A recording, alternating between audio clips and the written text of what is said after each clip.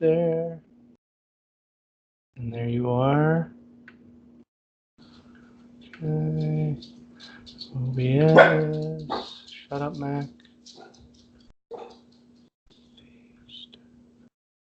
Yeah, now it says you're recording the call. Yeah. Oh, where'd it go? There it is.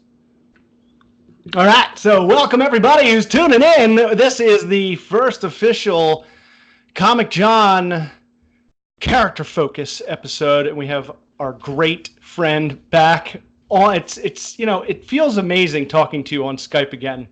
But I'm really getting frustrated with Skype because I can't see like if my camera is right because my picture of me is so small. It's so tiny. Yeah. I think there's a way. Like I usually can just stretch it, but it's not allowing me. Mm. Whatever. I think we'll be okay. I should probably close out my work email to get these distractions away from me. And all those work distractions. Yeah. You go full screen.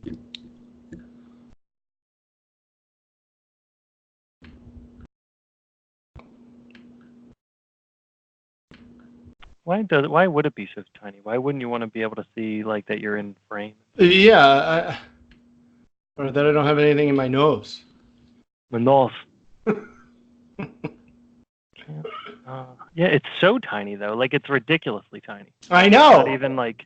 Oh wait, there it is. Oh yeah, you can make it bigger. It's just really delicate. It's really delicate in like the very corner, and they've rounded the edges, so you kind of have to get like right on it. Oh.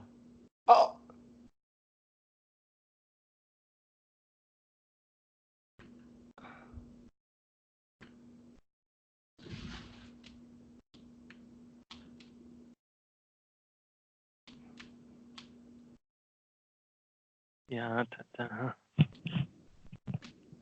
Oh, whatever. Whatever. Let me close my door here.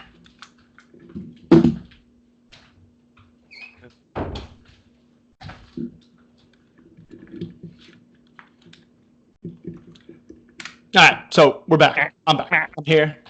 Michael, how are you? Thank you for joining me. This is something that I swear started back in 1996 on our bus rides to LaSalle High School, where we would be on the bus. It's 6 a.m. Because we lived in the suburbs and had to take a bus from our neighborhood to like the public high school and then take that bus down to like almost like Philly-ish area. And it was like a good hour on the bus every single morning. I blocked that out of my mind. I forgot. You just reminded me of that. I'm like, it was so early. It was like 5:30. Yeah. You'd get on the bus, and then you'd ride over in the wrong direction, further away from where we would end up. Right. That's so true. I never thought about that. Yeah, we go. It's like we went when we needed to go south, but we first went west and then went south. And I remember it because it's when I first started listening to Howard Stern, because our bus driver. That was the nicest thing the bus driver did, yeah. Yeah, he would let us listen to that on the ride down. And a lot of time, a million commercial breaks, Agnew would go into comic book stuff and, start talking about all these characters that I knew and that I've heard of, but I didn't know what was going on. I wasn't even into reading comic books then. I kind of gave it a try when I was like 11 or 12. Yeah. And it was just, I would always get headaches when I would read comic books because it was like, there's all these pictures and then there's all these words. And, I was trying to look at what I'm seeing and then read and remember what I was reading, but then go back and look at the picture and apply it. And they always ended on a cliffhanger unless you got like a big annual, where once a year they kind of mash all the stories together. But I had no clue. So you would be on the school bus talking to me all the whole ride about the Flash and Green Lantern or the X-Men. And the one thing I always remember you telling me is how funny they were. And I was always like, what are you talking about? Like, like we watched Dumb and Dumber and Ace Ventura. Like, there's no way a comic book's going to make me laugh.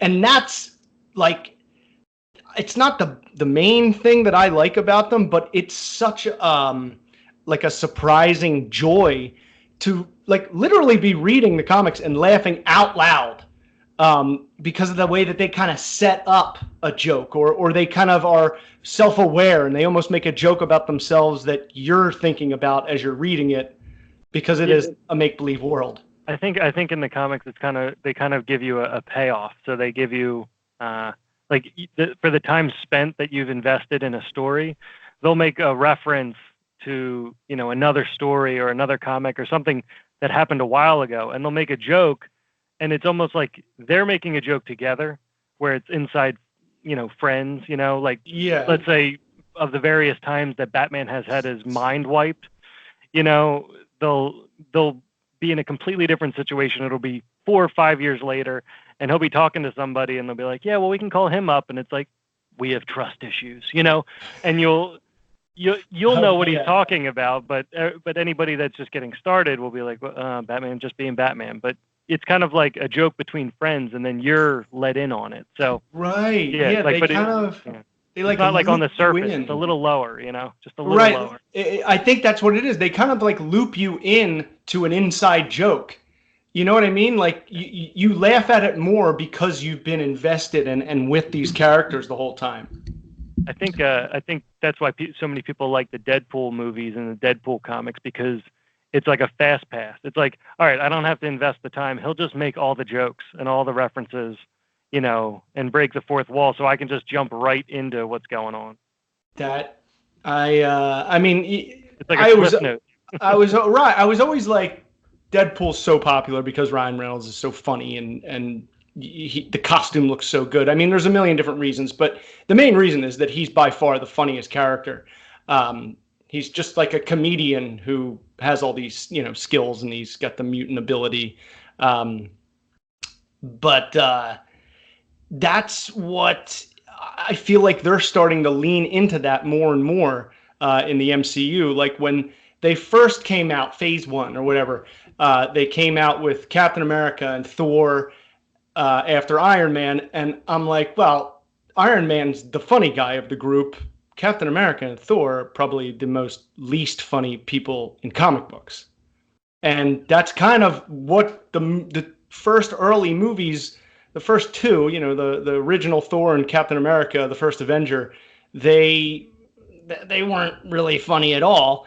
And then fast forward to Thor Ragnarok, it's easily the funniest movie, up there with Guardians of the Galaxy, where comedy is a major part of all these movies. And is that just because Star Wars tried to do that with The Last Jedi? It's like, but that felt like they were crowbarring in all this comedy. Is that something that, I guess, in earlier comic book movies, they're just trying to get the character to look right and to, the story to look good, and comedy, that's just so far away from them. But now with like the success of the MCU, they're like, we can, get some funny people in here to kind of, punch up this script, because we know the fans are coming. So if we pile on some jokes, it's going to be fine. If you look back to, like you said, with Star Wars, like the original, Lucas definitely spiced humor in very well in the first trilogy, right? So every once in a while, you'd have some puppet doing something weird, or there would just be some comic relief right after something, and that was normally pretty balanced, right? And I think what they learned. They didn't learn it right away, so it's not like it was. Right. It took 3 Thor movies to figure out that maybe we should add some humor in, because the first Thor movie was just painful. Like it was exactly like the comic.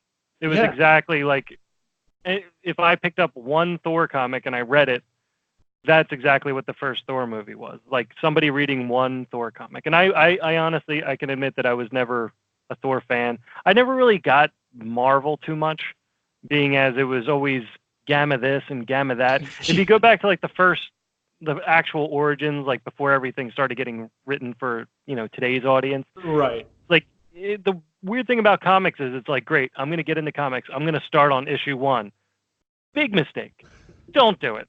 If anything, work your way backward, because it's like a ton of Thor just going from whence it came, like not speaking in a language that we use today.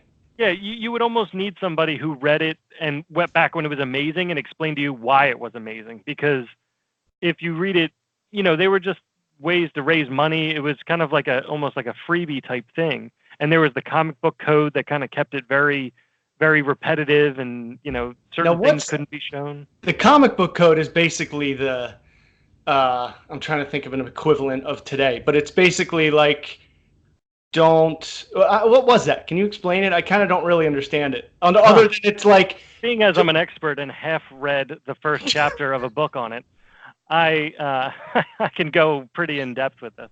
No, I mean, I think the comic book, like, things were, I guess, getting out of control with comics a bit.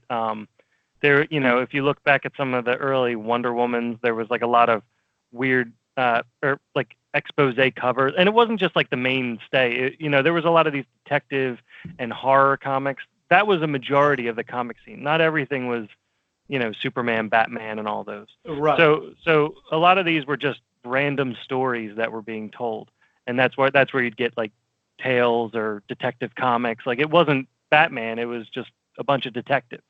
Right. So I think things just started getting out of control, and not out of control in a good way, but just out of control that parents would see that maybe there was something too risque on the cover and stuff. And so, just like everything else, a pendulum swings, and it swings too far. So when you try to regulate, like the comic book code was a way to regulate it and put a stamp on the front that would allow parents to know it was okay to sell, or stores to make it okay to sell, instead of a rating system, which we've kind of landed on today. Oh yeah. The first thing that they did was enact this comic book code, which put that. I'm sure you've seen that stamp on some of the comics. That kind of restricted what could go on it. So if you weren't fined, I don't believe, for anything that didn't get it, but you just wouldn't get the stamp, and then you wouldn't sell. Your credibility would go down. Right. So that was basically it. So it kind of just put like handcuffs on comics for a while, and I think that's why you got such a repetitive, boring storyline for a bit. Not many amazing things happen until the Dark Knight Returns and stuff, where it was like, you know what, I'm not doing it by your code and stuff. So okay, so there was one guy. I don't think Alan Moore was like the first one, but I think that was kind of like a big, like, screw you to the comic book. It's kind of like Logan and the Deadpool movies. It's like, why don't we just try to make a rated R comic book movie and see what happens? Because no one's done that yet, or maybe they have, but not in a while. And it was kind of like, it's PG-13, and that's it. Nothing past PG-13. And then Logan and Deadpool are two of the most popular, and here we are with Joker coming out in a month. I mean, I get it. I get the ratings and making something R, and like I think Logan, Old Man Logan, definitely lends itself to that. I think Deadpool does too, but you can get. I mean, even the Deadpool, the one that he re-released that was PG-13 was Deadpool 2.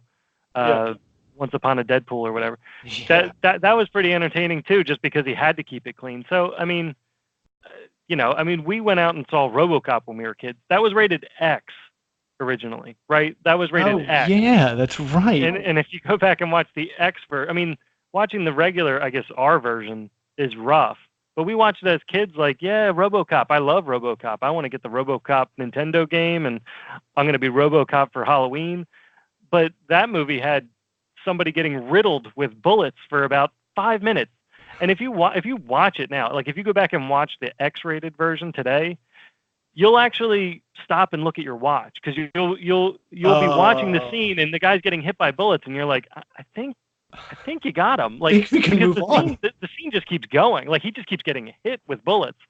and you're entering into like 45 seconds, a minute, and it's like he's still getting shot. Like we're still doing this. We haven't left it yet. Like there's nothing more. So I think like when it comes to like yeah, it's not the first time these things have happened or that we've watched violence. I mean, even in Batman 2, when you rewatch it, you're like, yeah, Batman went on a slaughter. You know, that guy that he strapped a dynamite stick to, as Wile E. Coyote as it was, yeah, you know, he still blew up. There's no way that you strapped 5 dynamite sticks to a guy, pushed him over a bridge and said, see you later, you know, and then set him on fire, right? He turned around and set the other guy on fire, and we were like, yeah, like, I mean, right. You know. I always think, like, when I hear about people complaining about violence in movies and video games, I'm like, you do realize I was 11 when Terminator 2 came in on VHS, and we got it for Christmas and watched it every day, and I've never been in a fight in my life unless you count Dan Kim in 7th grade. He threw his glasses at you. But you know what I mean? Yeah, but I think I never believed that violence begets like if you're watching really it comes down to can people determine whether something's we're really getting off track from your original question. It's okay. But the you know, if somebody can't separate what is entertainment versus what is reality, that's where the problem is, right? Totally. It doesn't matter what's really on the screen. If you're watching something and it's inappropriate and you feel like it's kind of inappropriate and you don't do something about it, then you know that you're at some sort of ethical or mental boundary for yourself, and that's good to know. So if you see it, like, you know, that's why people squirm in scary movies. You watch a scary movie and you're like, you know, I don't want to watch anymore. Meanwhile, the guy next to you is like, you know, downing chicken wings. Right. You know, cheering. Which was kind of actually that was a very I guess that's kind of a horror movie, but the Passion of the Christ I saw actually at the theater by here, and I saw it late at night, and people were eating chicken wings and burgers and like all these things throughout the whole movie. The whipping. And yeah, and like I could hear people eating, like, so it's like whoosh, I'm like, oh, like what, like, first off, I was, you know, right away I don't know what brought us there. Maybe it was Catholic guilt. I remember priests telling us to go see it. That has to be one of the weirdest parts about that movie, that they were like, you need to go see this. And really, there wasn't a story. Like, we knew the story. It was almost like if you did Spider-Man for like an origin story for the 4th time, but you just beat him up the whole time. It's like you took RoboCop X-rated and a generic Spider-Man origin and put them together, and it just didn't, you know it happened, but to actually see it visually happen, I get that it's like, now you really know. But did you have to know? Right? Like that almost seems more dangerous than because nobody was there, right? So like people were there, but you go off of, you know, written history, and then you let Mel Gibson go and make it, and years later we find out maybe we shouldn't have let him do it. But it just seems kind of, like Mel Gibson was like at the pitch meeting. He's like, I got an idea for a RoboCop Spider-Man combo, and they're like, no, Mel, what are you talking? He's like, all right, well then what about the Jesus thing? Yeah, he's like, I have an idea for villains. You know, it's just, but I don't. I think when people blame video games or blame comic books or blame like any sort of entertainment, I think they're missing the point. I think the point is that either somebody can separate reality from entertainment or not. So and I'm sorry for keep going here, but like if you look at like Avatar, you know, people came back and said, you know, I want to live on Avatar, and if I can't live on Avatar, right, you know, I'm going to massive depression. Right. But I mean, like that's the person again who didn't take it for entertainment, and I think most people will take it as entertainment. And I'd be more worried about like instructional videos on like how to make a bomb and stuff like that. I would worry about. It's like, well, that doesn't really. I mean, maybe you need to know that, you know, but I don't see many scenarios where you need to know that. But when it's just like a comic book guy punching another comic book guy and like half of it's fake and there's a sky beam. I mean, unless we're walking around in a world where there's a bunch of sky beams and people fighting all over the place, you realize you're watching a movie, right? And maybe the people didn't understand that, there's not 8-foot tall people with tails walking around in our world.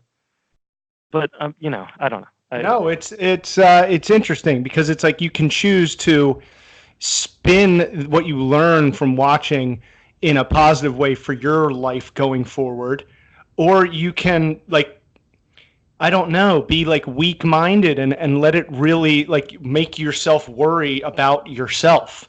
If you see something violent on TV, you're like, that looks painful. So I'm going to do things in my life every day to just stay away from that and keep it at a distance. I'm still entertained and fascinated by seeing it, just seeing it exist.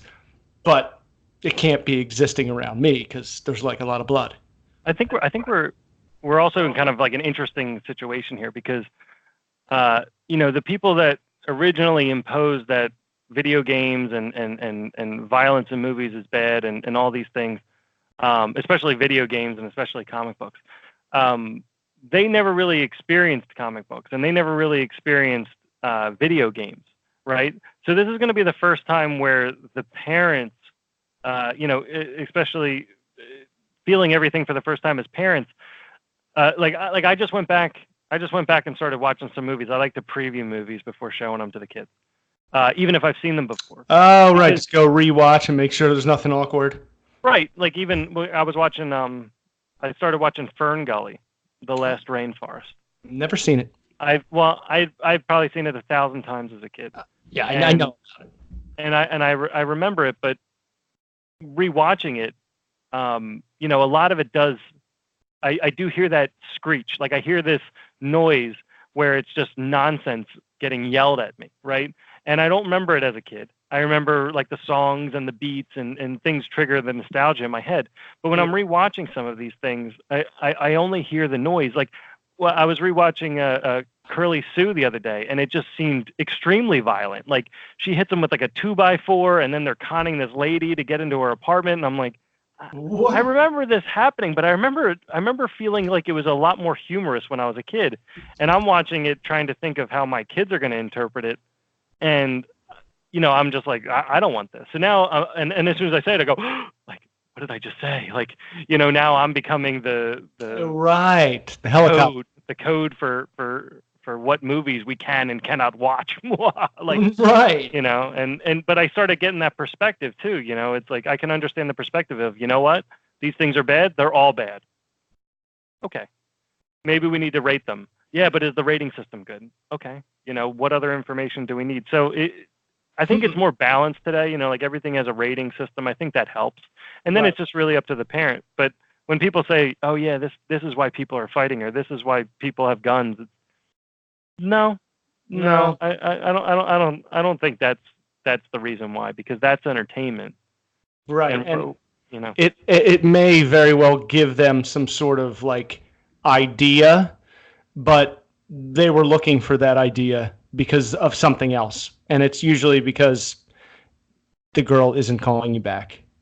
My favorite is when it's a religious thing, when somebody from some religious thing is that is just too violent.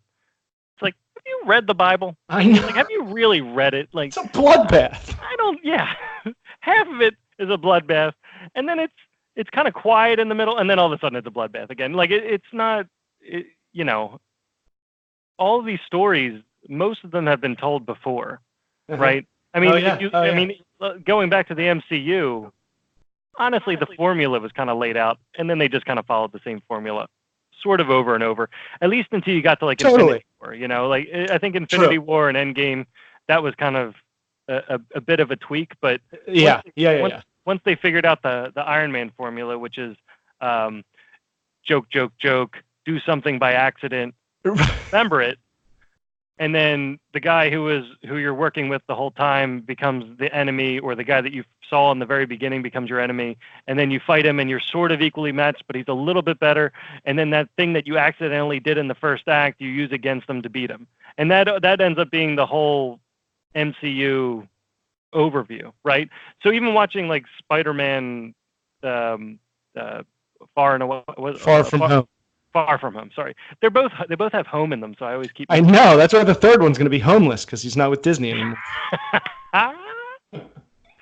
But even in that, there was I won't give anything away because some people haven't probably seen it, but there was something that happened earlier on, and I'm like, oh, there it is. There's the little gimmick that he's going to remember when he actually fights the big monster at the end. There was kind of this small item that happened. The Peter Tingle. Remember, he couldn't get it. He couldn't.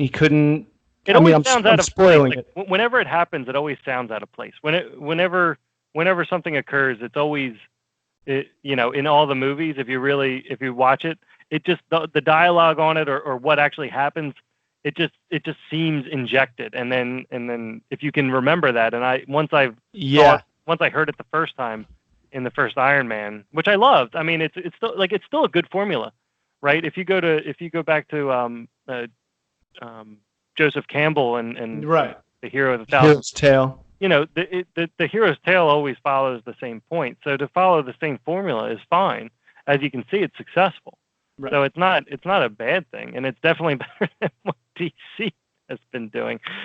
So that's why I was almost Agnew. I was like maybe going to the movie theater once a year and watching a movie once a year. I was just kind of bored with the same format. I was like, I know how this is going to end very early. There's surprise twists and misdirects here and there, but it's all going to get tied up in a bow.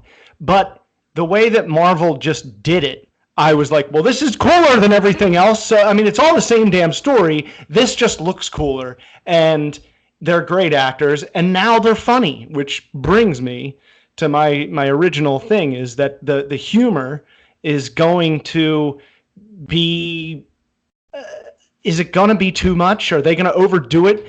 Because I couldn't stand it in The Last Jedi when Poe Dameron in the middle is doing a prank call on Hux. I was like, there's no prank calls in this universe. What is going on? I'm totally out of the movie. Are they trying to crowbar in too much humor when they're not comedies?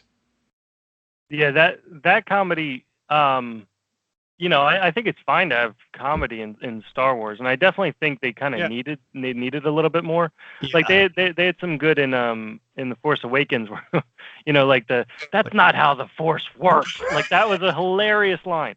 That was perfectly in line with kind of Star Wars humor. That I still think of that line and like almost laugh out loud because Harrison Ford was just so like. I don't think he was acting. It was like he was talking to a fan. Like, that's not how it works in the movie that we're in right now. Yeah, that was great. That was comedy done well, right? But the crank anchors beginning to Last Jedi was just, it was almost like a scene of the Office or something, it was more sitcom-y joke than anything else. It was like a TV show bit. And you got to understand, like, when you start a Star Wars movie, the very beginning, the very first scene that you see, the very first image that you see is probably the most important, right? Because your eyes are wide open, at least for me. Maybe this is just me. When I see a Star Wars movie, the mute John Williams score and the title crawl and everything, best. It kind of it gets your heart rate up, and then you get bored of reading. You always get bored of reading, but I think it's good. I think it's good that I think that title crawl kind of brings you down a little bit, and you're kind of like, all right, so what's happening? There's an Imperial. Did you read it? Did you get it? Was it? Are they getting sued? Like you don't know what exactly. That was like the prequels. It was like they're in court now. There's a Senate and a House. Yeah. Yeah. No, yeah, it forces you to focus because you're just there to check out and watch, but then it's like, hey, wait a second, read this, and reading takes a little bit more focus, so it sucks you in. It sucks you in, and then they always, in most of them they do that pan, right? So then you pan, and then you're just like your eyes are just wide open. You're looking at the stars. You're hoping to see some sort of, big scene come in, right? And I think in Force Awakens they kind of gave you that. They kind of gave you like, oh, there's this big ship, and it's not it looks sort of like a ship I remember, but it's a little bit different of a ship, And I saw some of that from the trailer. So maybe that's the bad guy ship, but oh man, that looks big. It's kind of blocking out the whole sun. So it kind of eased you into the scene. And I feel like in The Last Jedi, it was like you didn't know what had changed. You didn't know what had happened, Right. Like there wasn't anything that was different. So you felt like it was an exact continuation right from where we left off. And I think that left some of the confusion, Like I think even that you were like, oh, we're just picking up where we left off. Right. There wasn't any history to it, right? Right. It was immediate. The beginning of Empire, that you see the two probes shoot out. You're like, well, where are those going? And, yeah. What the hell are they doing on this like blizzard world? When did they get there? That's so true. I thought it was going to be so cool to go from The Force Awakens, The Last Jedi. It would be immediate. I was like, oh, it's going to be amazing. It's just going to be like the second after she's reaching out with the lightsaber. But as you're talking, I'm like, I kind of like that little, like, we can debate about this forever because there was like a little gap and we can talk about what happened in between. And that was gone. And then all of a sudden, Poe Dameron is like in 2019 Earth, in orbit right around Earth, making Earth jokes. Like, where would he even get the inspiration? Now, I know he was stalling so that his thing could juice up and he could do that little move, but he doesn't have crank yankers or jerky boys unless there's, cassette tapes out there where there's guys prank calling companies. I think the biggest part is, too, if you're going to represent Nazis in a movie, if they see an enemy ship, I think they're just going to shoot at it. Like, I don't think they're going to stop and talk to you about it. Like, if they see an X-Wing approaching, it's, like they already made the mistake once. It's like, there's no life forms. Leave it. Like, I think they learned their lesson from that, right? That was kind of the whole key. If they had just shot, shot 3PO and let's just be sure. That would just be it. It would be like, there's no movie. That's it. Well, I bring up the whole comedy aspect because I don't know. I have no idea what to expect in our topic tonight, our character focus, which is the Scarlet Witch, Wanda Maximoff, and her new Disney Plus show, WandaVision, where it appears that she's using her powers to manipulate shit around her, manipulate matter, into an ideal world. Because obviously Thanos ripped the stone out of Vision's head. He's gone and dead. And she's still pretty pissed about it, as you saw in Endgame. And then that is going to slowly lead into Doctor Strange in the Multiverse of Madness.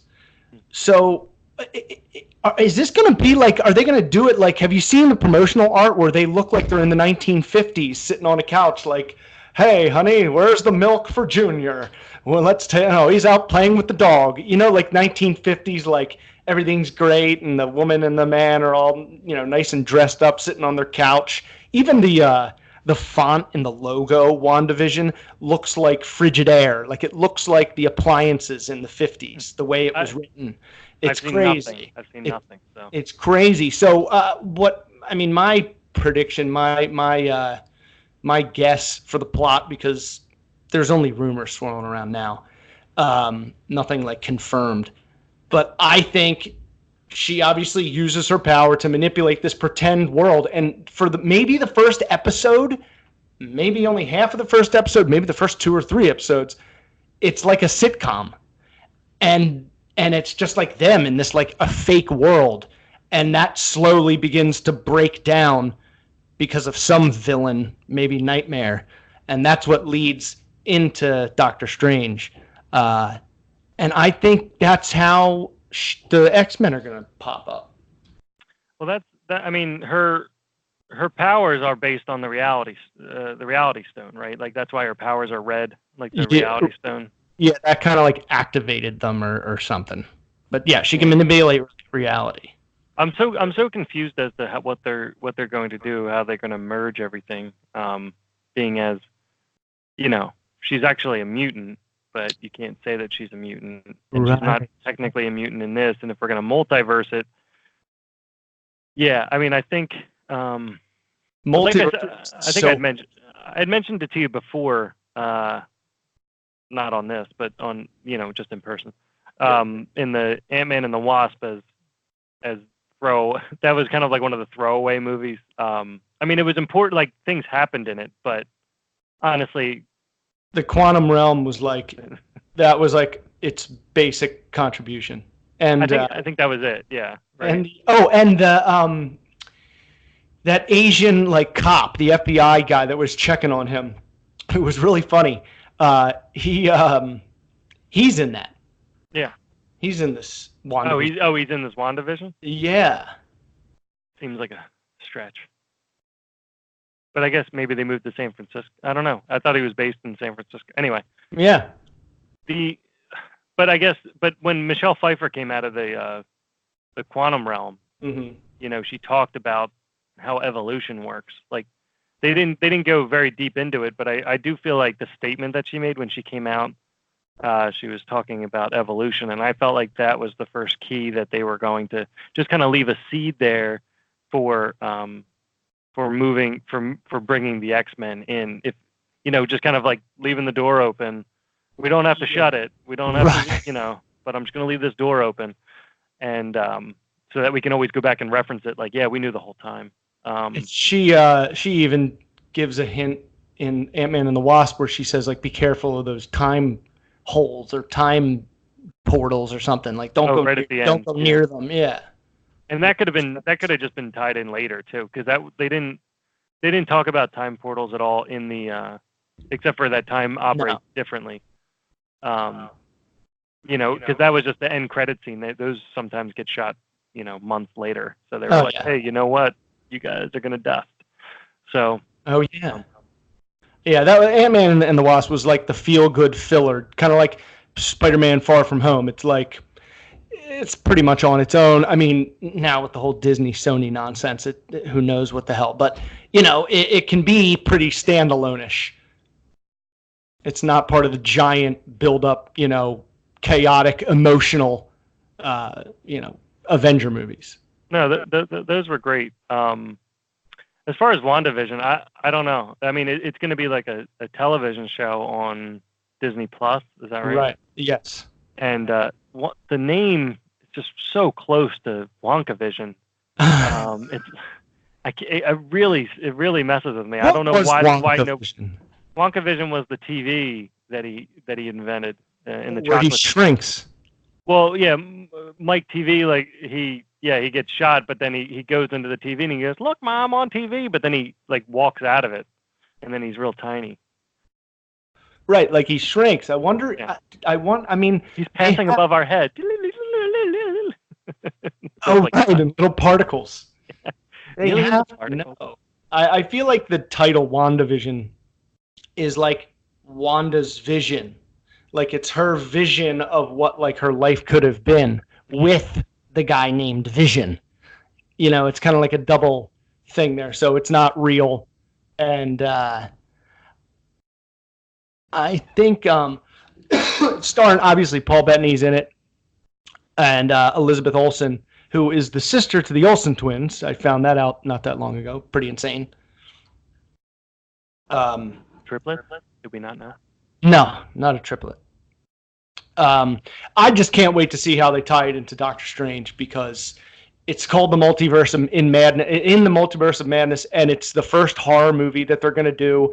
So I have a feeling that it's going to use Scarlet Witch to do her No More Mutants, but like in the reverse way. At the end of House of M, where Scarlet Witch like is slowly going crazy, at the very, very end, she says no more mutants, and it wipes out like all but like, I don't know, 90 mutants. And I think that's what they're going to do in the movies, but because now they own the X-Men, she's going to say like, oh, we're mutants, more mutants, or something like that. Mm. That'll be awesome. Yeah. When they walk in. I wonder there was They walk in, you're right. They just walk in. Hi. They just, hey, we're here. That would be great. That would be great if they just walked in and then I know. all the fan theories just right out the window. It's like, hi, I'm Wolverine. Right, yeah. How are they going to introduce the X-Men? They're literally going to walk through the door and introduce this with a wave and a name. It would be great. We could just get it going. Why do we have to origin everything? Just Right. It's like when they skipped the origin in this most recent Spider-Man. I was like, thank you. We've all cried through this enough. The other thing is, since you've got the structure down, when you get into like multiverse, you could just kind of start the movie right off and let everybody figure out the rules of that world as you go. So you could just kind of start off in one of the different Earths and just have a story. Just go with it. And all of a sudden you're like, is that Captain America? Like, just have people guessing for the first half hour what the hell's going on.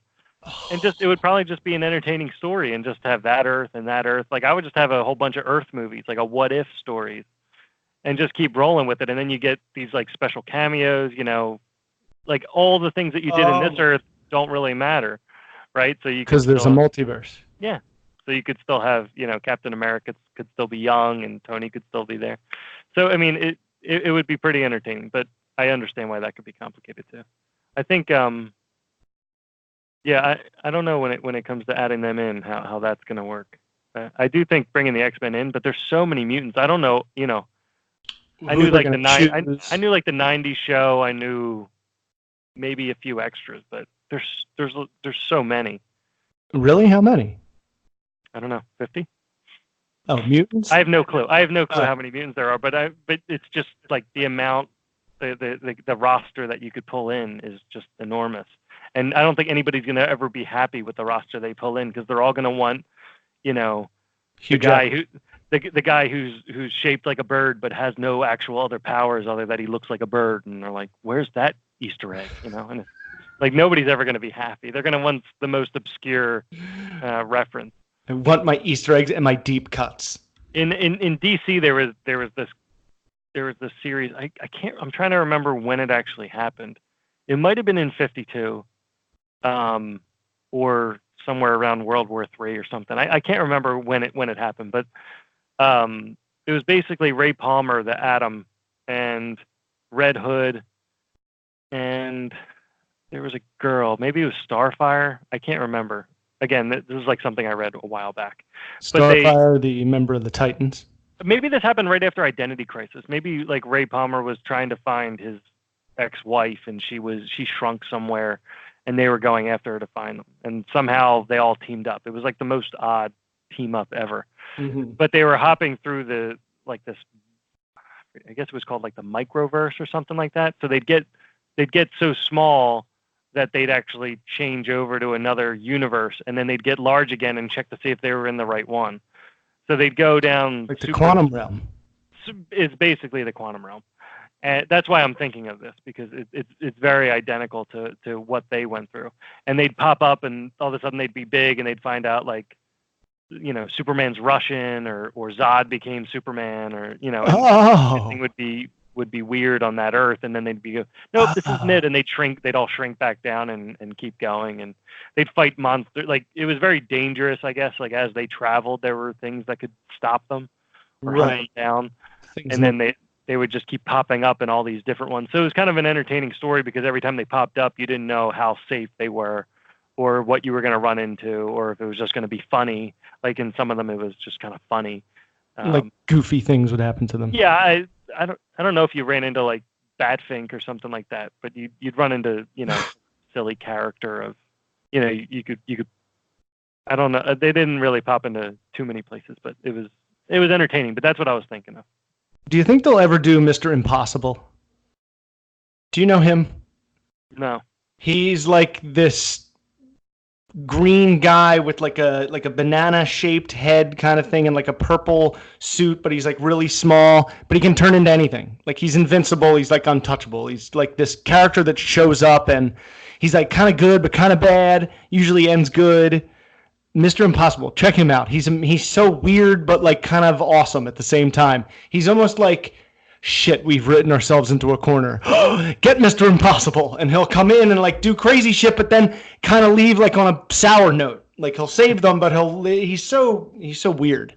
I always like that when you're reading a comic and you come across one of those obscure characters, and out loud you're like, yes, it's him, and you're like, wait, why am I excited? This is like one of the dumbest characters I've ever come across, but you're kind of just you're pleasantly surprised with yourself that you're able to like know the reference, and somewhere instead of geometry in the back of your head, you've got this random character and you remember everything that he ever did.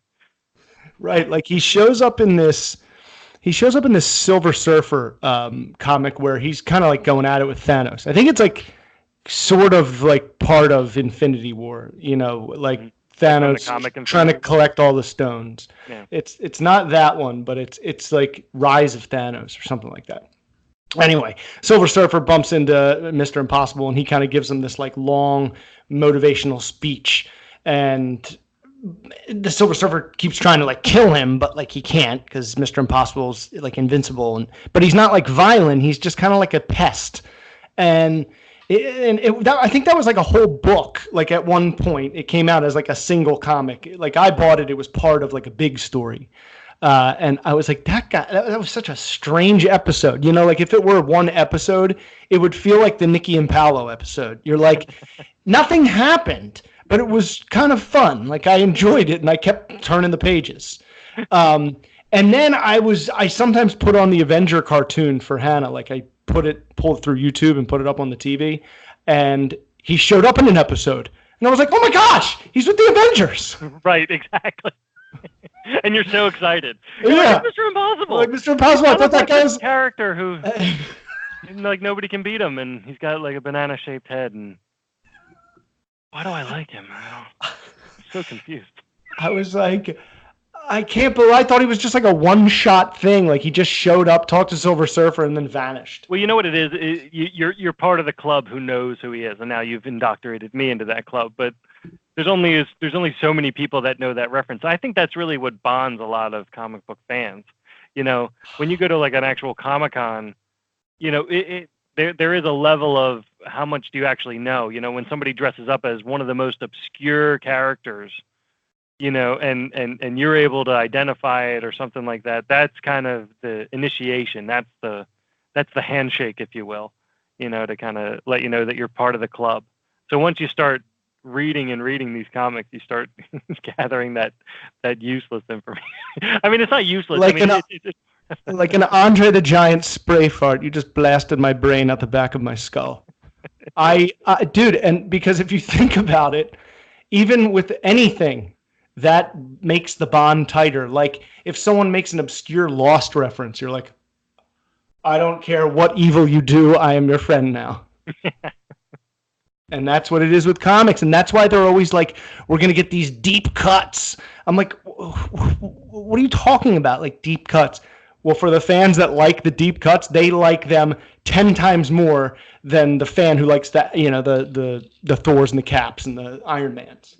Yeah. Well, I think it also kind of makes it layered, because if you learn it later, or you watch the movie and that makes you read the comic, and then you go back and watch the movie and you might even get the extra references that you wouldn't have gotten, or it makes you research and then makes you go get the comics, right? You want to figure out what that confusing thing was. Who was that purple guy at the end, right? So, you kind of have to go. Or you're like, I want to know what the first story was because I'm so amazed by what they've done on film. I want to go see if they improved it or if they should have done what they did in the comics or whatever. Like in Civil War, Spider-Man turns on Iron Man at the end of that comic book. And, in the movie, he's just like his right-hand man. And I was like, damn, like that would have been crazy if in the middle of Civil War, the movie, Spider-Man turns on Iron Man. And Punisher's in Civil War. That would have been awesome. So that's, to me, the most fun. It's like, okay. It's like if I were to, I don't know, retell the story of the Eagles. I'm telling it from the way I watched it. So it's going to be different from every other way anybody else tells it. And that's what's so crazy about, and obviously the comic book doesn't copy and paste onto a movie exactly. It's like impossible. There's like time constraints and actors, and it's almost impossible to do. So you have to change things. And I was like, I enjoy them so much, but where did they pull all this from? And I don't know. And that's what's so enjoyable about it. It's like you're comparing. You have to respect how much they put into those movies. I mean, with everything that's in the comics that was left out of some of the storylines, it's still amazing that they were able to put that many characters into a movie together and still have it be cohesive and flow and not have random edits. And dude, that is the only reason, because ever since, we were little kids, it was like, wouldn't it be amazing if they could like get their act together and do it like they do in the comics and keep everyone in this like same little bubble? And the fact that they pulled it off is like a miracle. And that's like half of my appreciation for them. It's like, man, all these guys had to sacrifice probably so much like pride and like control, and there's so many people involved in making a movie. There's bound to be an ego that just gets in the way, and that's why DC's just like stumbling through trying to do what Marvel's pulled off, because it's so hard. It's so hard. I think it's also the studios messing things up too, right? So it might not even, I wouldn't go around and bash like Zack Snyder or anything like that, because I feel like you can see how many times directors change. Like even on the Marvel side, directors are changing every 5 days. And oh yeah. And I think what happens is, you're going to get these executives that come in and say, well, I think it should be this way, or even somebody might own the rights. Look at Sony, right? So I was just going to say the prime example is like Spider-Man. Like we were waiting for this to happen. I was like, some wheel is going to fall off eventually. There's too much money. Yeah. With DC too, it's always been a battle. So the fact that they even had a Justice League movie or a Batman Superman movie, it's cool that they were able to pull it off, but you can just see that it was like walking into a divorced house with drug use or something. Like it just wasn't a happy place to be by the time everybody was done with it. Everybody had their say, and it just wasn't a cohesive unit when it finally came about. It didn't make any sense. One thing, I was thinking about this walking around the other day, as I do. Just walking around. And what do you just go for, like walks? I think I was just walking home or something. I don't know. I've been doing. I walk around sometimes, and It's good. Yeah, it's good. Well, you got me thinking about comics and stuff now. Since you asked me to be on, so I was just thinking about comics and thinking about where my opinions lie on things. I could easily look at like Justice League or Batman v Superman and say, Martha, I don't like Martha, and like that was dumb. It's obviously dumb. It's by definition bad. Like it's not opinionated mad, and maybe like a 13-year-old likes it. I liked Mortal Kombat when I was 13, right? Sure. It was fun. Yeah. It blew my mind. Somebody got Raiden right before it was amazing. Remember the guy who came down? He's like, Mortal. We're like, oh my God, yeah. There. Like you don't know. You just wanted to see your guys. You wanted to see them punch somebody, and that was it. Yeah. Like that was all you wanted, and that for you, every 13-year-old when they walk out of a movie goes, that was the best movie I've ever seen in my life, because that's the way they line them up. But right. That being said, I think when they did like Batman v Superman, it was so stretched out and so long. I think they missed the point of when you have a combined movie like that, when you're trying to bring all these characters in together, you don't have time for alter egos, right? And I think the Marvel universe kind of showed you that when they're all together, there's no secret identities, right? Like we don't have time for that nonsense, right? Like just go right into it. You don't even need to pull in their worlds. Like don't pull in Lois Lane. Don't put like we don't have time for that. Oh, right. Yeah. We've got a Skybeam and a guy that's gonna like we've got a monster growing over here. We've got Lex Luthor taking over the world, and we don't have time for Lois Lane. Right. We're not here to see Lois Lane and a couple dudes with the same mother's name. Like that's not the movie that we came to see. We came to see Batman versus Superman. I don't know why the S had to be saved, but that's what we came to see. So don't origin anybody. Don't start anything. We know Batman. We know Superman. We know Wonder Woman. Let's just get into it, right?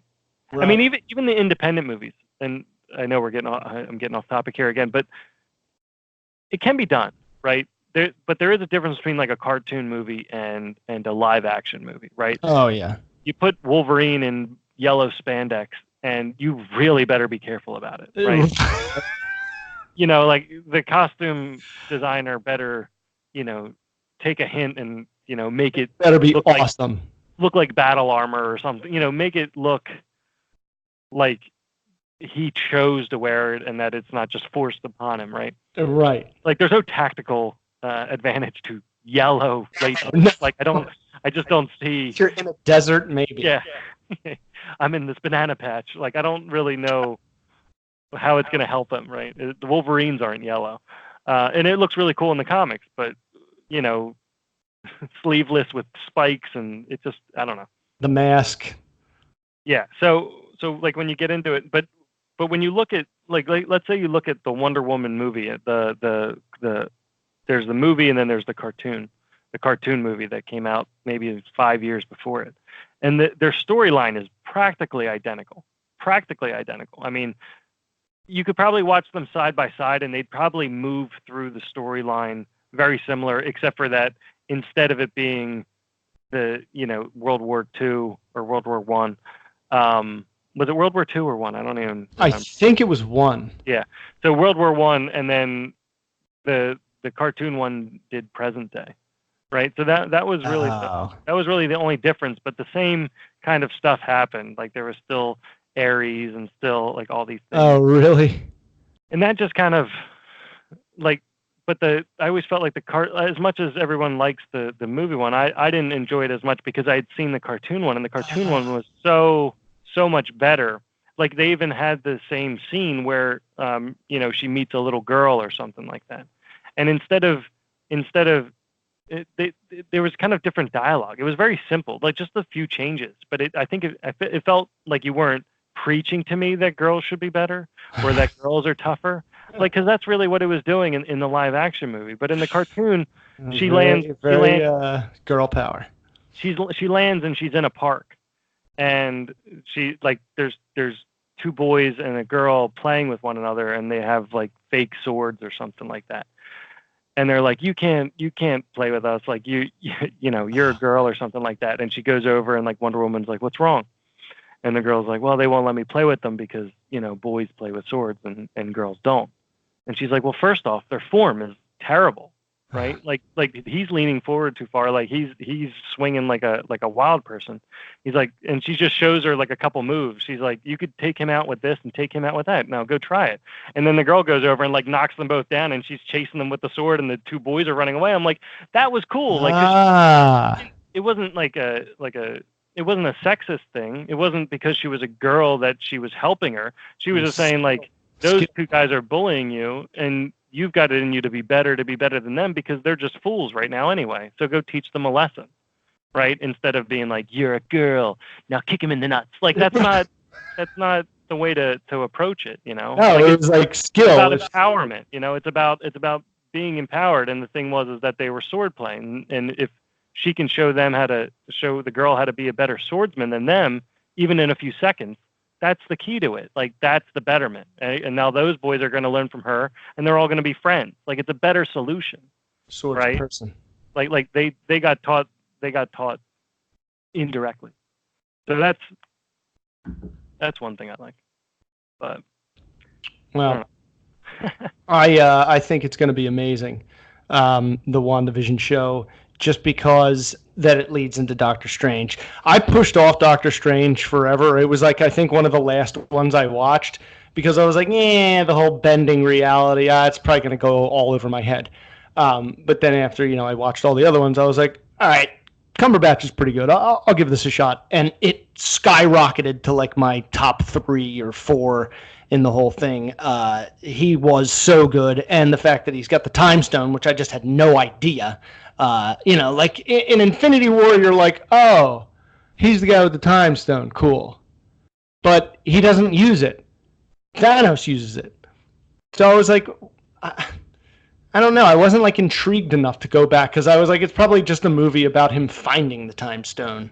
And then I watched it, and we all know the end with Dormammu and how he puts it in a loop. I thought it was so awesome. I've come to bargain. And so WandaVision leading into the next Doctor Strange, which has Multiverse of Madness in the title, and the director said it's going to be a horror movie, the first horror movie. I'm just really, really pumped for when does it come out? 2021. And I don't see an exact date, but 2021. So it'll lead right in WandaVision into Doctor Strange. I think if you're going to prepare for WandaVision, if you're saying that she's going to be making like her own reality, and I know I've mentioned this before, but I think everyone should go watch the Legion TV show first, because that is one of the most brain-melting TV shows you could possibly watch. It's if you want to question your reality, you will by the end of almost every episode. By the end of every episode, whatever you saw in the previous episode, and you think that's the wackiest, most obscure sense of reality you've had, right, it will be topped every single episode. So to the point where, and I won't give anything away, but in one of the most recent episodes, it actually, I fell to the ground laughing because it was so obscure. It was so outside of, if I could spend, the rest of my life like writing ideas of what is coming around the corner, I would never have. You'll never guess that. I would have never guessed it. So it's very fresh in the fact that you won't ever guess what's going on, but at the same time, it's very exhausting. So you can really only get through one episode. You have to focus on it, and then you got to walk away from it. So you can't, if you tried to binge Legion, no. Okay. You're going to be sick to your stomach. Oh, you can maybe get through like 2 episodes, maybe 3. Remember in Far From Home when Mysterio is like full force and Spider-Man's in that like, illusion for like, 10 minutes and you think it's over and it just keeps going. And is that kind of like what it feels like, where you're like, what's real, what isn't? Yeah, because, well, it's basically like that, but just the way the show is made. Yeah. It'll make it feel like not only the characters in the show are off, it'll make it feel like you're off. Wow. That's a hell of an endorsement. I didn't either listen to you or you just didn't sell it this way last time we were talking about it, because I keep going to watch it and I'm like, I just don't have it in. I can just feel in 15 minutes I'm going to want to get up and do something. It's hard. It's like reading a physics book. But dude, if it will give me some sort of preparation. Now, what is Legion? Like, what are they? Some faction in the Marvel world? No, it's a mutant. It's one mutant. I don't like, a lot of it's being explained in the show, so I've kind of not researched it for the fact, but it's part of Marvel and they're mutants. Yeah, exactly. That's amazing. I'm excited. Yeah, so it's based in that world, and they kind of talk about it, but I'll dig into that tonight. I'm going to wrap up The Spy, which is on Netflix with Sacha Baron Cohen. It's a true story about the 1965 Syrian-Israeli conflict. It's a drama. It's not a comedy, and he's unbelievable. And it's really cool because he's this spy who's like pretending to be someone else, like all these tricks and shit that he does. It's really it's really good. So when I wrap that up, I'm gonna give Legion a try, because that you sold me. You sold me, Jerry. Just do one. Like take it like pills. Like don't. Okay. No, not all at once like usual. Just take your prescribed amount. Grind up. And don't overdo it. I think there's 2 seasons now. There's a 3rd season coming out. Yeah. But it's not. Let me also say this. It's not a fantastic show. Okay. It's not the most amazing storyline, because you'll be so confused by the story, you'll want to give up. Oh, fuck. But once you start to realize that the messing with you is the show, then you start kind of enjoying it a bit more. Oh, wow. So if you're watching it to kind of say like, oh, where are the characters going to go now? No. I'm going to warn you right now. That's not this type of show. It's not going to be continuity. There's no continuity. There's no, like, there maybe is a little character growth, but really it's to mess with you. And that's kind of the fun part of it, because as his mutant powers are that he can kind of control reality. Who's Aubrey? Is Aubrey Plaza in it? I don't know actress name. The girl from she was Chris Pratt's husband in Parks and Rec. She has brown hair. Yeah, She's like yeah, super. yeah. Oh wow! I can't believe she's in that. Huh.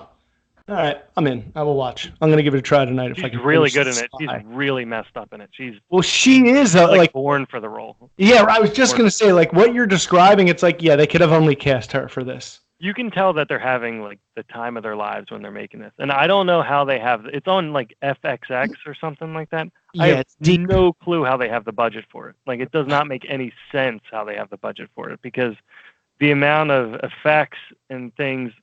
Like, you won't understand how they even shot a scene, and then it's so weird. It's, it's almost like you're looking inside of a bottle, and you watch the whole episode, and then you realize you were inside the bottle. Like like that's how it ends, and you're like you just kind of. That's going at the beginning of the show. Yeah. Well, we need to wrap up here, Agnew. We're over time, running into over an hour. As one does. This was a great first episode. Thank you so much for joining me.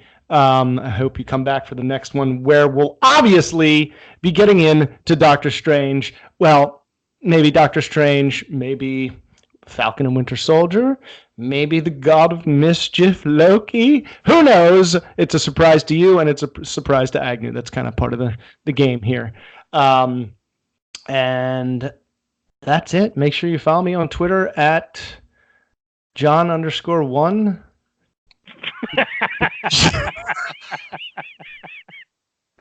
Comic-Jon. Oh man! Why don't you just send me your Twitter, and then I'll send you my Twitter. Or Jon1 on Twitter. And John, is that with an H or an O? No, J. Yeah, fuck. Okay. Thank you, everyone, for listening. We will see you next week. We gotta go.